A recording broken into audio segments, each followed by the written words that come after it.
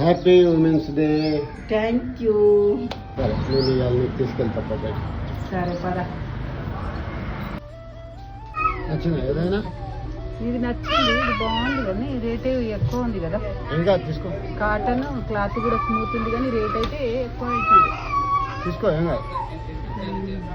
ఏ ముద్దులే ఇక పక్క రేట్ చాలా ఉంది. 900కి.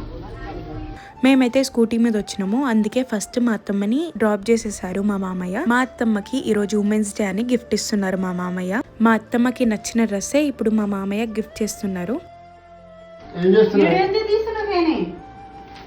విశాల్ మార్ట్ లో నువ్వు చూసిన డ్రెస్